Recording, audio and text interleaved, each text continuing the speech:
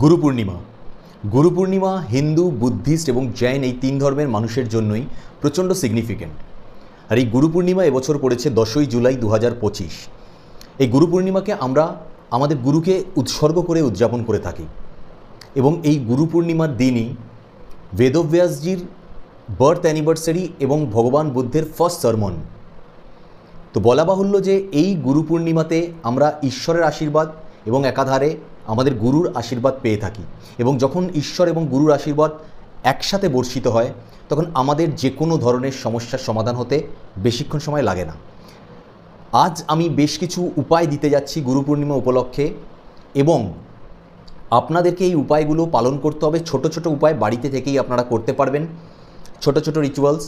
এবং মনে রাখবেন, যাদের মনে হচ্ছে যে তারা সব দিক থেকে পিছিয়ে আছে, আনসাকসেসফুল, বছরের হাফ হয়ে গেছে, অর্ধেক কেটে গেছে, তবুও তারা কোনোভাবে কোনো ধরনের ইচ্ছা পূরণ করতে পারেনি, বা বলা বাহুল্য যে ইচ্ছা পূরণ তাদের হয়নি, সেই ক্ষেত্রে আমি বলবো অবশ্যই গুরু পূর্ণিমার দিন আমি যে ছোট উপায়গুলো বলছি সেগুলো করে দেখুন। আপনারা এই বছর শেষ হতে হতেই যেই জায়গাগুলোতে অসফল ছিলেন সেগুলোতে সফলতা পাবেন। যে জায়গাগুলো পিছিয়ে ছিলেন, সেটা এডুকেশন হোক, আপনাদের বিজনেস হোক, চাকরি হোক, কিংবা ফাইন্যান্সিয়াল দিক থেকে অর্থাৎ অর্থকড়ির দিক থেকে, আর্থিক দিক থেকে যারা যারা অনেক মনে হচ্ছেন পিছিয়ে আছেন, যারা মনে করেছিলেন যে এই বছরটা তাদের জন্য শুভ হবে, ভালো হবে, অর্থ প্রচুর আসবে, কিন্তু কিছুই আসেনি, তারা অবশ্যই করুন। এই বছর শেষ হতে হতে আপনাদের ভাগ্য নিশ্চয়ই বদলাবে। জয় মা বিপত্তারিণী চণ্ডী। আমি পিনাকি আপনাদেরকে আজকে গুরু পূর্ণিমার এমন কিছু অচুক উপায় বলতে যাচ্ছি, যেই উপায়গুলো করে আপনারা প্রথম 6 মাসে যে অসফলতা দেখেছেন ঠিক তার উল্টো সফলতা লাস্ট 6 মাসের মধ্যে নিজেরা তৈরি করবেন। গুরু পূর্ণিমার দিন আপনারা সকাল সকাল ঘুম থেকে উঠবেন, অবশ্যই স্নান করে শুদ্ধ বস্ত্রে বাড়ির বাইরে হোক বা ছাদে যাবেন, তামার একটি ঘটি করে মাথার ঠিক উপর থেকে সূর্য দেবতাকে জল অর্পণ করবেন। এবং অবশ্যই আমি বলবো যে একটি মন্ত্র পাঠ করতে একদম ভুলবেন না। সেই মন্ত্রটা আপনারা 11 বার পাঠ করুন, 21 বার পাঠ করুন, কিংবা সবথেকে ভালো হয় যদি 108 বার পাঠ করতে পারেন। কোনো এক জায়গায় বসেই আপনারা পাঠ করুন, বা সূর্যদেবের সামনে দাঁড়িয়ে হাত জোর করে, সূর্যদেবের দিকে তাকাতে হবে না, চোখ বন্ধ করে আপনারা এই মন্ত্রে পাঠ করতে পারেন। মন্ত্রটি হলো ওং হ্রাং হ্রিং হ্রৌং স সূর্যায় নমঃ। অবশ্যই এই মন্ত্রটি যতবার পারবেন ততবার এই দিন কি মানে অর্থাৎ এই গুরু পূর্ণিমার দিন অবশ্যই পাঠ করবার চেষ্টা করুন। দ্বিতীয়ত, অবশ্যই এই দিনটিতে গণেশজির পুজো করার চেষ্টা করুন, গণেশজিকে লাড্ডু ভোগ দেওয়ার চেষ্টা করুন, এবং গণেশজির কাছে সিদ্ধিদাতা গণেশ, উনি জানেন যা যা সমস্যা আছে মন খুলে বলুন।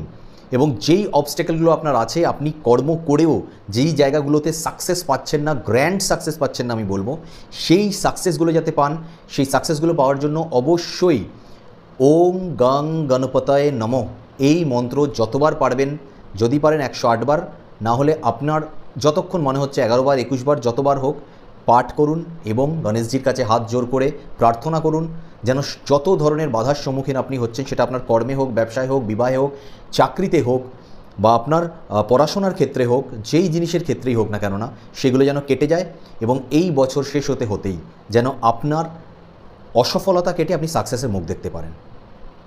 তৃতীয়ত, এই দিন যদি পারেন আপনারা, আমি আবার বলবো যদি পারেন, তাহলে বাড়িতে হলুদ রঙের মিষ্টি, হলুদ রঙের রসগোল্লা পাওয়া যায়, রাজভোগ, হলুদ রঙের মিষ্টি বা কেশর দিয়ে ক্ষীর তৈরি করে সেটা বাইরে কাউকে দান করুন, অর্থাৎ খাওয়ান কাউকে।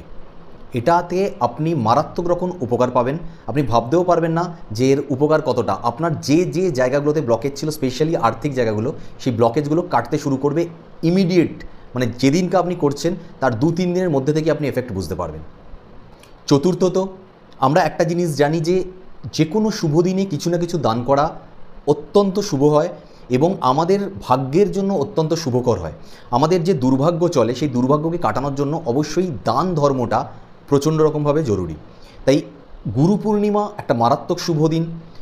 এই দিন আমি যেমন প্রথমেই বললাম, ঈশ্বর এবং গুরু উভয়ের আশীর্বাদ লাভ করা যায়, এবং আপনারা যদি সত্যি কাউকে কিছু দান করতে পারেন তাহলে আপনারা অতি দ্রুত ঈশ্বর এবং গুরুর আশীর্বাদ লাভ করবেন, এবং দেখবেন আপনাদের ভাগ্য অতি দ্রুত চেঞ্জ হচ্ছে। তবে এই ক্ষেত্রে একটা জিনিস আপনাদেরকে লক্ষ্য রাখতে হবে, সেটা হচ্ছে আপনি কোনো একটি ব্যক্তিকে কিছু দান করছেন, হতে পারে আপনি আপনার স্বেচ্ছায় আপনার যে জিনিসটা মনে হচ্ছে সেটা দান করছেন, কিন্তু তার থেকেও বেশি গুরুত্বপূর্ণ হয় যে আপনি যে ব্যক্তিকে দান করছেন সেই ব্যক্তির কাছে কোন জিনিসটা গুরুত্বপূর্ণ, সেই ব্যক্তি যে নিডি পিপলটাকে আপনি দান করছেন তার কাছে কোন জিনিসটা জরুরি।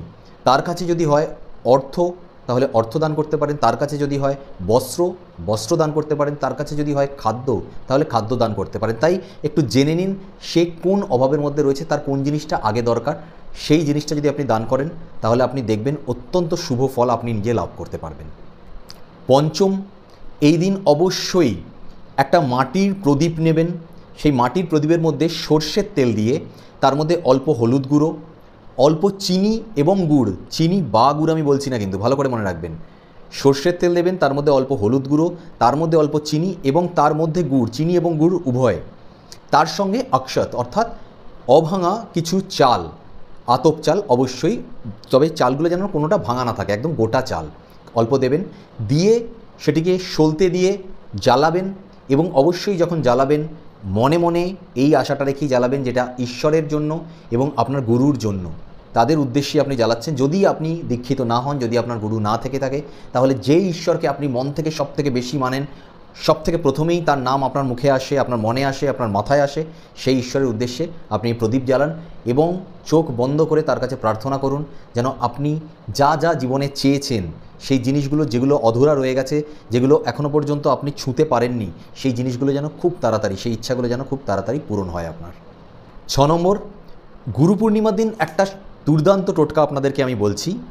সেই টোটকাটা হলো অবশ্যই গুরু পূর্ণিমার দিন সকালবেলা, একদম সকাল সকাল স্নান করে শুদ্ধ বস্ত্রে আপনি যে আমি আগের রিচুয়ালস বলেছি আপনি করতে পারেন, কি করছেন কি করছেন আমি জানি না, কিন্তু এই জিনিসটা, এই টোটকাটা অবশ্যই করুন। খুব ইজিয়েস্ট টোটকা, সেটা হচ্ছে সান্ধ্যব লবণ আমাদের থাকে, সান্ধ্যব লবণ আগেই নিয়ে আসবেন।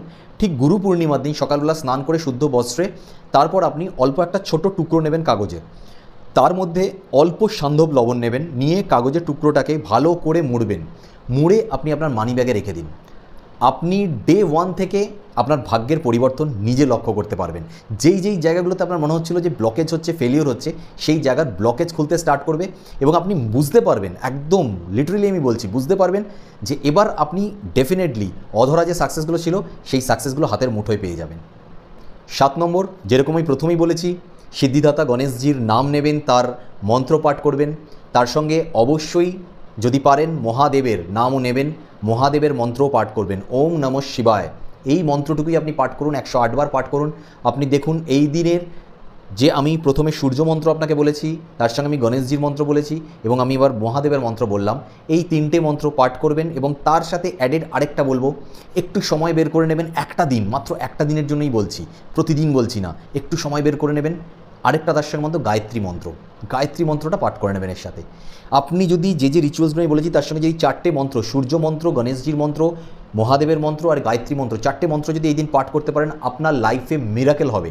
কিভাবে লাইফ চেঞ্জ হচ্ছে আপনি নিজেও বুঝতে পারবেন না। আমি যেরকম প্রথমে বললাম, ফার্স্ট 6 মাসে যতটাই স্লো আপনার এই জীবনের গাড়ি চলেছে, ততটাই ফাস্ট চলবে আপনার এই জীবনের গাড়ি এই লাস্ট শেষ মাসে, এই লাস্ট শেষ বছরে 6 মাস, এবং বছর শেষ হতে হওয়ার আগেই আপনি যা জীবনে চেয়েছেন, অবশ্যই যেগুলোর উপর আপনি কর্ম করছেন, আমি বলছি না যে আপনি প্রাইম মিনিস্টার হয়ে যাওয়ার জিনিস চেয়েছেন, আপনি চিফ মিনিস্টার হয়ে যেতে চাইছেন, আপনি লাইফে যে মান সম্মান, যশ, খ্যাতি, অর্থকড়ি, সেটা চাকরির দিক থেকে, ব্যবসার দিক থেকে হোক বা যে কোনো দিক থেকে, এবং সর্বোপরি হচ্ছে পড়াশোনা হোক বা অন্য যে কোনো দিকে যে সফলতা চেয়েছেন, প্রত্যেকটা জিনিস এই বছর শেষ হতে আপনার হাতের মুঠোয় চলে আসবে। শেষ একটা জিনিস দিয়ে আমি শেষ করব।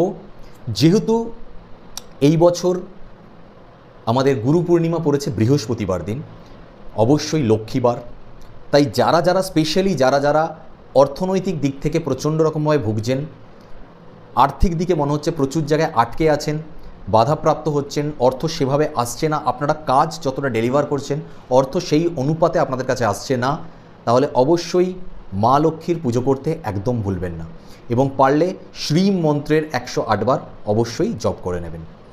আপনারা এই ছোট যে রিচুয়ালসগুলো বললাম, এগুলো কোনো টোটকা হয়তো ঠিক নয়, এগুলো কিছু উপায়, কিছু রিচুয়ালস, হয়তো একটু সময় বের করতে হবে, হয়তো যেই সময় আপনি ওঠেন তার থেকে হয়তো আধ ঘন্টা 30 মিনিট বা 45 মিনিট হয়তো আগে উঠতে হবে আপনাকে, ব্যাস এইটুকুই করে আপনি উঠুন না। আপনি হয়তো সকালবেলা 7টায় ওঠেন, 6টায় ওঠেন, 1 ঘন্টা আগে উঠে যান, 1 ঘন্টায় উঠে গিয়ে রিচুয়ালসগুলো করে দিন একটা দিনের জন্য।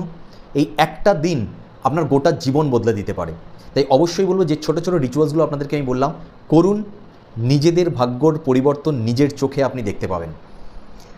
যদি ভিডিও ভালো লাগে অবশ্যই লাইক করবেন, শেয়ার করবেন অন্যদের সাথে, কুইক শেয়ার করবেন। বেশি দিন বাকি নেই গুরু পূর্ণিমা, এবং অবশ্যই প্রিপেয়ার হয়ে যান গুরু পূর্ণিমার দিন এই জিনিসগুলো করবার জন্য এবং নিজের ভাগ্যের পরিবর্তন নিজে দেখবার জন্য। আজ এই পর্যন্ত, নেক্সট ভিডিওয়ে আবার দেখা হচ্ছে। ততক্ষণ পর্যন্ত ভালো থাকবেন, সুস্থ থাকবেন, সকলকে অবশ্যই ভালো রাখার চেষ্টা করবেন। আর কমেন্টের মধ্যে হর হর মহাদেব লিখতে একদম ভুলবেন না। যারা আমার চ্যানেলে প্রথমবার আছেন, প্রথম ভিডিও দেখছেন, চ্যানেল সাবস্ক্রাইব করুন, বেল আইকন টিপে দিন। এই ধরনের ভিডিও সর্বপ্রথম আপনাদের কাছে আসবে। এবং আমি বলছি আপনাদেরকে, আপনাদের চলার পথ সুগম হওয়ার ক্ষেত্রে আমার প্রত্যেকটা টোটকা উপায় 100% কাজ করবে, মিলিয়ে নেবেন। আজ এই পর্যন্ত, এখানেই বিদায় নিচ্ছি। নেক্সট ভিডিওয়ে আবার দেখা হচ্ছে আরও কোনো সলিড দমদার টোটকা নিয়ে, যেটা আপনাদের জীবনকে আরও বেশি বদলে দেবে। ততক্ষণের জন্য হর হর মহাদেব।